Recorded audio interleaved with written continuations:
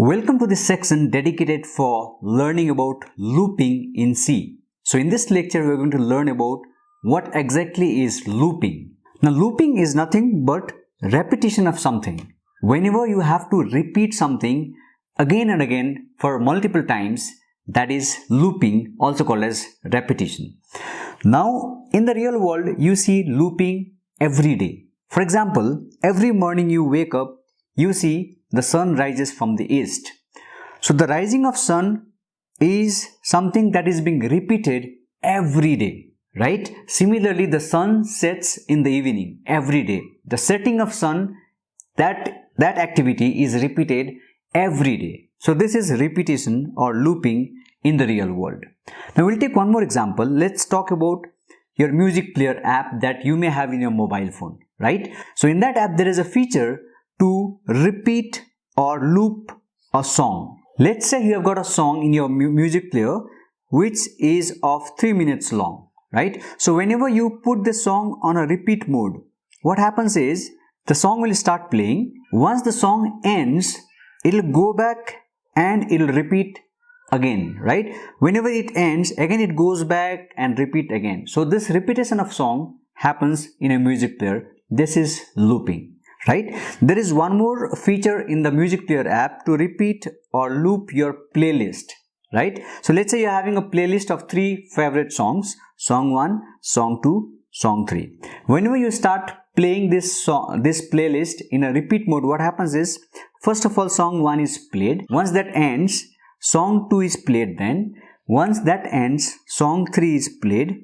Once song 3 ends, it will go back and repeat the list. So again song 1 plays, then song 2 and then song 3. Again repeat. So this process keeps on continuing. This is called as repetition or looping. Now let's talk about looping in programming, that is of our interest, isn't it? Now in programming there may be a statement or a group of statement that needs to be repeated.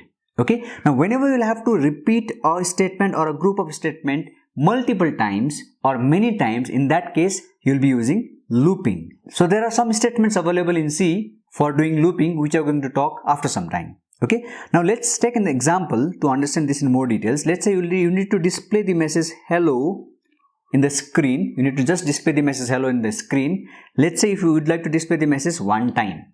Okay. So how do you display the message in the screen? You just write printf hello just one time, because you need to display hello one time. It's very simple, right?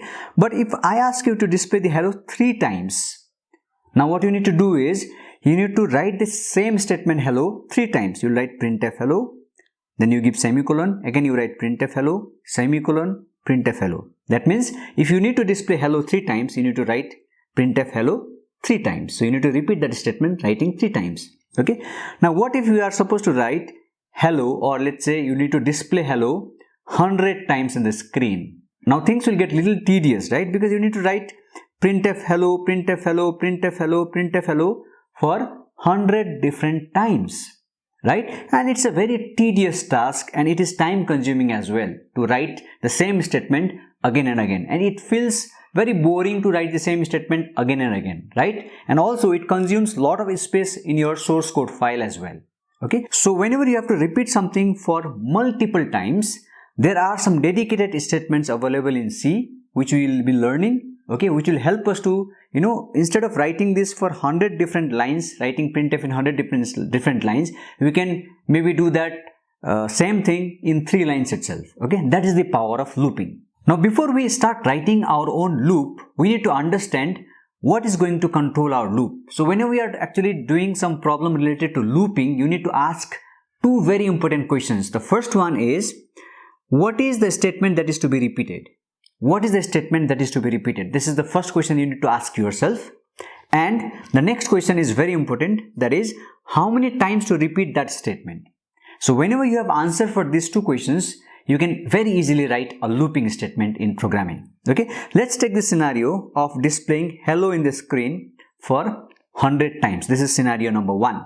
Okay, so in this case, what is to be repeated? I need to repeat displaying hello, right? So how do you display hello? I just write printf hello. This is the statement I need to repeat. Printf hello is the statement that I need to repeat. How many times I need to repeat this statement? It's very simple. It's given in the question itself. I need to repeat this 100 times. So whenever we are talking about loop, ask these two questions. Okay, what is the statement to be repeated and how many times to repeat the statement? Now let's try to put this in a pseudocode format. So I can write this as in like this: repeat for how many times? 100 times. Okay, what is to be repeated is printf hello. Okay, so displaying hello is repeated for 100 times. This is not our C code, this is just a pseudo code. It will help you to understand looping. It will help us in later lectures as well. Okay, so this is one scenario. So here we are counting up to 100, right? So I count to 1, I print hello once. Count to 2, I print hello next time. Count to 3, so you keep on counting until you reach 100. So that way you will be able to print 100 times hello in the screen. Okay. Now let's talk about this scenario number 2, where you are supposed to repeat playing your favorite song in your music player app in your mobile phone. Okay. Now in this case, what is the statement that is to be repeated? It's very simple. Playing a song. Playing a song. Let's say a song is song 1. Let's say the title of the song is song 1. You'd like to repeat playing this song 1. Okay. Now how many times to repeat is a very interesting question in this scenario. Now in most of the music player apps, there's no feature to set how many times you need to play your song. What we generally do is, we just put a song on a repeat mode, okay, and it keeps on playing until we manually stop this song, right, or we pause this song, or if your battery dies out, then your song stops playing, right? So in this case, we do not have the count how many times the song is going to be played. So this is called as condition controlled loop. So there's a condition that is actually controlling my loop. What is the condition? What is the condition that controls your loop here? It's very simple. The condition is, if you press your stop button or the pause button, only then the song stops playing. So that is the condition. So let's write a pseudocode for this.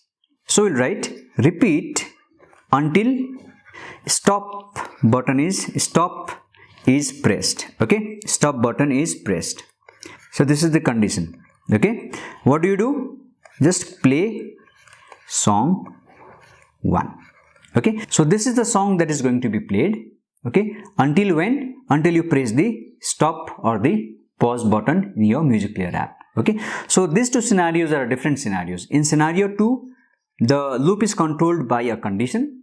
Okay, in scenario 1, the loop is controlled by the counter value, right? Here counter value is your count up to 100. Okay, so these are different scenarios of loop, but always remember you need to ask two questions: what is to be repeated and how many times to repeat. If you do not know the answer of how many times to repeat, you should know what is the condition that will help you to stop repeating the loop. Okay, so these two questions should come in your mind when we are actually writing a program related to loops. Now in C programming, for looping or for doing repetition, you have following 3 loops available: for loop, okay, while loop and do while loop.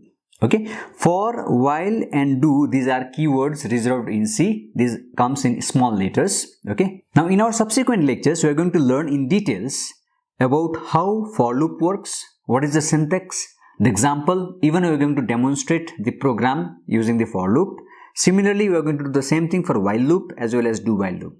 And very important point to note, whatever you write using for loop, you can write the same thing using while loop also. You can write the same thing using do while loop also. Okay, so whatever you can write using while loop, you can write the same thing using for loop and do while loop. So you can use any loop for that matter, but all these loops have some specific use case as well, which we are going to discuss in our subsequent lectures. So it's going to be a very interesting and very exciting journey of learning loops in our subsequent lectures.